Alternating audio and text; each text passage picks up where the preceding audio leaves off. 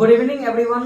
मैं आनंद सर जी फिर से ऑब्जेक्टिव के इस महासंग्राम में आप सभी छात्र का अभिनंदन करता हूं और आज फिर से एक नए वीडियो के साथ मैं हाजिर हूं अपने तीनों स्टूडेंट के साथ। और फिर से हम लोग इसके बारे में डिस्कस करने जा रहे हैं, ऑब्जेक्टिव के बारे में एक बेहतर डिस्कशन आपको यहाँ पे दिखने मिलेगा यूट्यूब पे। इससे पहले ये ऐसा टाइप का वीडियो आपको और कहीं भी नहीं मिलेगा जिसमें आपको बच्चों के द्वारा डिस्कशन करने की एक ऑप्शन दिया गया है। चलिए हम जब इसके बारे में बात करते हैं तो हम कल 100 क्वेश्चन तक कर चुके थे और आज 101 क्वेश्चन के बारे में हम जब बात करते हैं तो लिखा हुआ है पहला हम लोग के पास जो क्वेश्चन है वो क्वेश्चन क्या है, सुनिए। क्वेश्चन हालांकि ये पूछा भी जाता है कि सीना बार किसका अयस्क है, अल्युमिनियम का, जस्ता का, पारद का, कैल्शियम का? पारद का। किसका? पारद। सीना बार जो होते हैं उससे मरकरी जो होती है, Hg जो होती है वो बताया जाता है कि हम प्राप्त करने का काम करते हैं। तो ये जो पारद होते हैं उसी का ये अयस्क बताया जाता है। सीना बार का अयस्क जो है वो पारद है। अगला क्वेश्चन 102 नंबर का कि जस्ता का अयस्क है, जस्ता का अयस्क है cinnabar, zinc blende, bauxite, sodium chloride. कौन सा? कौन सा? जोर से बोलो। कि जस्ता का अयस्क जो है वो आपका क्या है? Zinc blende. तो उससे हम लोग जस्ता की प्राप्त करने का काम करते हैं। जबकि बॉक्साइट से क्या? एल्युमिनियम। और सिनाबार से कौन सी? मरकरी। कौन सी? मरकरी। और सोडियम क्लोराइड तो आपका यौगिक है, इसमें कोई दिक्कत नहीं है। अगला क्वेश्चन है कि कार्बोनेट अयस्क को अगर सीमित वायु में अधिक ताप पर गर्म करने पर यह ऑक्साइड में बदल जाती है, परिणित हो जाती है। इस प्रक्रिया को क्या कहा जाता है? भंजन, निस्तापन, अपघटन, अपचयन। निस्तापन। कौन सा? निस्तापन। अच्छा, निस्तापन का मतलब बता सकता है क्या होता है? अलग करना। ताप देके जो अलग करते हैं, ताप देके अलग करने की ये क्रिया होती है। लेकिन हाँ, एक होता निस्तापन, एक होता भंजन। एक के अंदर अयस्क को सीमित वायु यानी ज्यादा वायु ना देके, जबकि अगर भर्जन का बात करेंगे तो उसमें वायु अत्यधिक देना पड़ता है, जबकि निस्तापन के अंदर वायु की मात्रा को कम करना पड़ता है। अगला क्वेश्चन हमारे पास उसी टाइप का है कि सल्फाइड अयस्क। कौन अयस्क? सल्फाइड अयस्क। सल्फाइड अयस्क को पेन होगा, पेन दो। सल्फाइड अयस्क को किसका अयस्क बोला है? सल्फाइड। और सल्फाइड बोले तो SO3 जो था वो सल्फाइड। तो बताया था कि सल्फाइड अयस्क को वायु की उपस्थिति में अधिक ताप पर, वायु की उपस्थिति में अधिक ताप पर गर्म पड़ने पे ऑक्साइड में परिवर्तित हो जाती है। इस प्रक्रिया को क्या कहते हैं? भर्जन, निस्तापन, परिष्करण और शोधन। कौन सा? भर्जन। याद रखना दोस्तों कि अगर हम भर्जन का बात करते हैं इसके अंदर वायु ज्यादा मात्रा में रहता है और ताप भी इसके अंदर ज्यादा पड़ता है। वायु भी रहता है और ताप भी क्या रहता है? ज्यादा रहता है दोस्तों।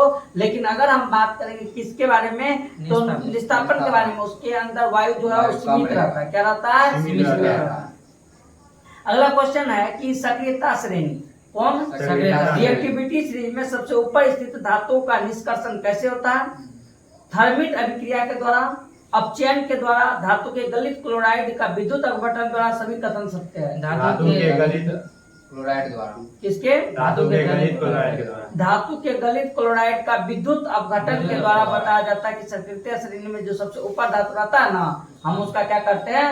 निष्क्रिय करते हैं। धातु के गलित क्लोराइड, धातु का गलित क्लोराइड का मतलब हुआ कि धातु के साथ कोई क्लोराइड का अगर क्या बोलते हैं तत्व है ना, उसके कंडीशन में हम उसको क्या करते हैं? ऊपर के धातु का निष्कर्षण करते हैं। अगला देखो, अगला लिखा हुआ है कि जिंक ऑक्साइड के साथ कार्बन को गर्म करने पे, किसके साथ? जिंक ऑक्साइड यानी ZNO। जिंक ऑक्साइड का मतलब ZNO। जिंक ऑक्साइड के साथ कार्बन को, किसको? कार्बन को गर्म करने पे जिंक धातु की प्राप्ति होती है। कौन सी धातु की प्राप्ति होती है? जिंक धातु की हमें क्या होती है? प्राप्ति होती है। जिंक धातु प्राप्ति होती है तो कार्बन क्या है? अपचायक है, उपचायक है, उपाचायक है तथा अपचायक। ये सभी उत्तर सही है। अपचायक है। क्या ये? अपचायक। अपचायक यानी रिडक्शन, यानी कहने का मतलब ये जो होते हैं कार्बन डाइऑक्साइड या कार्बन मोनोऑक्साइड बनाता है। कार्बन डाइऑक्साइड या कार्बन यानी ऑक्सीजन के साथ ये करता है। तो इसका मतलब ये क्या होते हैं? अपचायक। क्या होते हैं? अपचायक। अगला क्वेश्चन है हम लोग के पास कि उच्च अभिक्रियाशील धातु से शुद्ध धातु की प्राप्ति किस विधि के द्वारा होता है? गलित धातु के विद्युत अपघटन के द्वारा, अपचयन के द्वारा, भंजन के द्वारा, निस्तापन के द्वारा। उच्च अभिक्रियाशील धातु से शुद्ध धातु की प्राप्ति किस विधि के द्वारा होता है? गलित धातु का विद्युत अपघटन द्वारा, अपचयन द्वारा, भंजन द्वारा, निस्तापन द्वारा। गलित धातु के इससे क्वेश्चन ऊपर में रिलेटेड था क्लोराइड वाला गलित अवस्था में, तो वही वाला क्वेश्चन यहाँ पे जिसमें बोला जाता कि गलित धातु का विद्युत अपघटन के द्वारा, किसके द्वारा? गलित धातु। यानी कहने का मतलब जो धातु के साथ उसको गलित अवस्था में हम करके और फिर उस रूप में करते हैं। अगला क्वेश्चन 108 नंबर का मेरे पास कि भूपट्टी में स्वतंत्र अवस्था में पाई जाने वाली धातु निम्नलिखित में से कौन है? मैग्नीशियम, AgAlZn, कौन सी? Ag का क्या था? सिल्वर। कौन सी होता है? सिल्वर जो होता है वो स्वतंत्र अवस्था में पाई जाने वाली धातु है, जबकि बाकी जो होता है वो अयस्क के रूप में होता है। किस रूप में होता है? अयस्क के रूप में होता था मैग्नीशियम, अल्युमिनियम। अगला क्वेश्चन हमारे पास है पीतल है धातु, अधातु, मिश्र धातु, उपधातु। पीतल क्या है? मिश्र धातु। अच्छा, किससे किससे मिलकर बनता पता है पीतल? कॉपर और जिंक से। कॉपर 80% रहता है, जिंक 20% रहता है। कॉपर 80, इससे क्या बनता है? पीतल का निर्माण। मिश्र धातु है, बहुत बढ़िया। अगला क्वेश्चन है इस्पात में कितना प्रतिशत कार्बन होता है? 3%, 4%, 5%, 2%। इस्पात। अच्छा, इस्पात का दूसरा किसका ये आती होता है? किससे मिलकर बनता है इस्पात? जैसे अल्युमिनियम का कि लोहा का, किसका क्या होता है? हाँ, किसका होता है? ये लोहा का ही होता है इस्पात। उसके अंदर कार्बन कितना प्रतिशत होता है? 2%। अगला क्वेश्चन है हम लोग के पास आभूषण बनने वाला सोना कितने कैरेट का होता है? 22 कैरेट। कितना का? 22 कैरेट। जबकि शुद्ध सोना कितना कैरेट? 24 कैरेट। कितना? 24 कैरेट। शुद्ध सोना का क्या आभूषण बन सकता नहीं, है? सर। शुद्ध सोना का आभूषण नहीं नहीं बनता जब तक उसके अंदर मिलावट नहीं होती है। अमलगम क्या है? पारे में घुलित धातु, सोडियम युक्त मिश्र धातु, कॉपर का एक यौगिक, पारे का एक यौगिक। पारे में घुलित धातु। पारे में घुलित धातु। हाँ, यानी अगर कहने का मतलब कोई भी खास करके सोडियम सब अगर इसके साथ मिलल रहता ना मरकरी के साथ, तो हम उसी को क्या बोलते हैं? अमलगम। क्या बोलते हैं? ये अमलगम का एक रूप होता है। अगला जो बात करते हैं, अगला क्वेश्चन है कि लोहे को संक्षारित होने से बचाने के लिए उसकी सतह पर किसकी लेप चढ़ाई जाती है? क्रोमियम लेपन के द्वारा, एनोडीकरण द्वारा, पेंट करके और यशदान लेपन के द्वारा। यशदान लेपन के द्वारा। कौन के द्वारा? यशदान लेपन। और ये क्वेश्चन आपको पूछा जाता है कि लोहा को संरक्षित करने के लिए हम ग्लोइजेनेशन प्रोसेस जो होता है उसके अंदर हाँ उसका परत चढ़ाया जाता है उसके ऊपर। अगला है लोहे में जंग किन वस्तुओं की उपस्थिति से लग सकता है?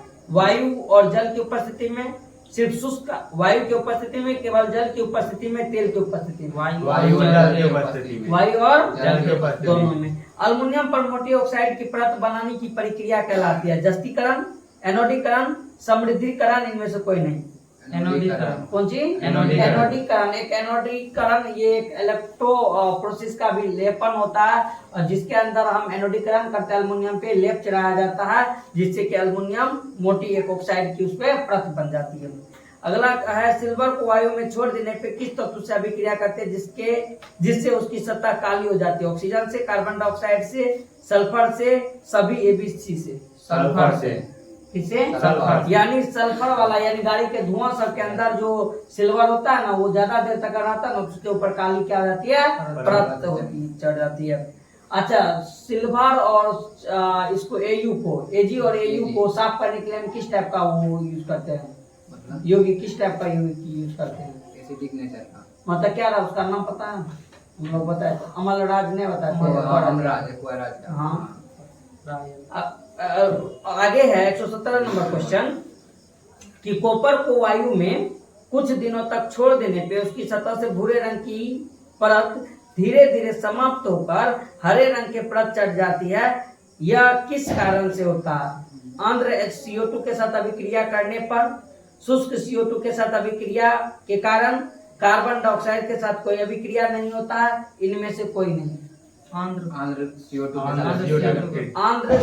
के साथ अभिक्रिया के कारण, शुष्क CO2 के साथ अभिक्रिया करने के कारण, CO2 के साथ कोई अभिक्रिया नहीं होता, इनमें से कोई नहीं। आंध्र CO2। हाँ, आंध्र का मतलब ज्यादा नमी वाला, नमी वाला। हाँ वो। अगला क्वेश्चन है हमारे पास कि लोहे को जिंक लेपित करने की क्रिया को कहते हैं? संक्षारण, ग्लेविनीकरण, पानी चढ़ाना, विद्युत अपघटन। कौन सी? ग्लेविनीकरण। हाँ, ग्लेविनेशन उसी को बोलते हैं इसका। अगला है 119 नंबर का क्वेश्चन कि चांदी के बर्तन या गहने को वायु में खुला छोड़ देने पे उसकी सतह काले धब्बे पड़ जाते हैं। सिल्वर क्लोराइड के कारण, सिल्वर सल्फाइड के कारण, सिल्वर नाइट्रेट के कारण, इनमें से कोई नहीं। सिल्वर सल्फाइड के हाँ, क्या कारण। अभी सल्फर से बोले थे Yes, कि सल्फर जब चांदी के संपर्क में रहता तो उसके ऊपर काला कोटिंग बन जाता। तो यानी कहने का मतलब ये है कि Ag किसके साथ, Ag जो है मेरा सिल्वर जो है वो किसके साथ, सल्फर के साथ, किसके साथ, सल्फर। तो उसके ऊपर क्या पड़ जाता है, एक काला परत पड़ जाता है, तो इसके कारण ऐसा होता है। तो ये क्या बना देता है, सिल्वर सल्फाइड बना लेता है। क्या बना लेता है, सिल्वर सल्फाइड। अगला क्वेश्चन है कि लोहे के फ्राइंग पैन के जंग से बचने के लिए निम्न में से कौन सी विधि उपयुक्त है। लोहे के फ्राइंग पैन, ग्रीज लगाकर, पेंट लगाकर, जिंक की परत चढ़ाकर, इनमें से सभी। लोहे के फ्राइंग पैन के जंग से बचने के लिए निम्न में से कौन सा विधि उपयुक्त है। ग्रीज लगाकर, पेंट लगाकर, जिंक की परत चढ़ाकर, इनमें से सभी। जिंक का परत चढ़ाकर। जिंक की परत चढ़ाकर, यानी वही जिंक का। उसके बाद अगला क्वेश्चन है कि स्टेनलेस स्टील में लोहा एवं कार्बन के अलावा अन्य तत्व भी रहते हैं। अल्युमिनियम एवं लेड, चांदी एवं निकेल, निकेल और क्रोमियम, मैग्नीज एवं क्रोमियम। निकेल और क्रोमियम, निकेल और क्रोमियम। निकेल और निकेल और क्रोमियम जो होता है ये क्या होते हैं हमारे उसके अंदर, स्टेनलेस स्टील के अंदर हमें देखने को मिलता है। और ये कार्बन और लोहा इसके अंदर पहले से मौजूद है, यानी लोहा और कार्बन ये चारों का चारों मिश्रण होता है किसमें, स्टेनलेस स्टील के अंदर। किसके अंदर, स्टेनलेस स्टील के अंदर। अगला क्वेश्चन है कि ताम्र एवं टीन के मिश्र धातु को क्या कहते हैं। ताम्र एवं टीन के मिश्र धातु को क्या कहते हैं। पीतल, कांसा, सोल्डर या ड्यूराल्यूमिन। कांसा। कौन सी, कांसा। कांसा कहते हैं। कौन सी कहते हैं, कांसा। हाँ, ताम्र एवं टीन के मिश्र धातु को क्या कहते हैं, कांसा कहते हैं, जिसका पहले उपयोगी वाली वस्तुएं बनाई जाती थी कांसा का। अगला क्वेश्चन है कि सीसा और टीन के मिश्र धातु को क्या कहते हैं। सोल्डर। सीसा और टीन के क्या कहा जाता है, सोल्डर। ये सोल्डर जो हम लोग यूज करते हैं वही सोल्डर का है, जो हम लोग सोल्डिंग करने के लिए जो यूज करते हैं, उसके अंदर सीसा और टीन की जो थी उसके मिश्र धातु है। याद रखना, याद रखिएगा, इस मिश्र धातु वाले में क्वेश्चन एक ना एक आपको ऑब्जेक्टिव में जरूर आता है, बहुत ज्यादा इंपॉर्टेंट होता है। इसका एक चार्ट बना रहता है आपके बुक में, इससे एक ना एक क्वेश्चन आपको हर साल एग्जाम में आता है। अगर किसी मिश्र धातु में एक धातु पारद है तो इसे क्या कहते हैं। पारद मिश्र धातु, जिंक मिश्र धातु, अमलगम, आयरन मिश्र धातु। क्या बोलते हैं, अमलगम। अभी बोले थे कि अगर मिश्र धातु में एक जो मरकरी होती है, मरकरी के अलावा सोडियम या कोई और धातु रहता है तो वो क्या बना लेता है, अमलगम बना लेता है। अगला क्वेश्चन जो हमारे पास है वो अगला क्वेश्चन ये है, शुद्ध सोना फिर से बोला गया है कितना कैरेट का, 24 कैरेट का। कितना का, 24 कैरेट का। अच्छा, मिश्र धातु कांसा होता है, विद्युत के कुचालक, विद्युत के सुचालक, अतिचालक, अर्धचालक। विद्युत के चालक होता है। विद्युत के कुचालक। कुचालक होता है। अच्छा, मिश्र धातु जो बनाया जाता है तो हम लोग के पास जो धातु से बना चीज होता है उसका उपयोग ना करके हम लोग मिश्र धातु का उपयोग करते, क्यों पता है। क्योंकि एक कुचालक होता है विद्युत का और कुचालक होता है और उससे ज्यादा उपयोगी साबित होता है। हम जो शुद्ध रूप से अगर धातु का कुछ भी बनाते हैं ना तो उससे कहीं ना कहीं ये ज्यादा लाभकारी होते हैं।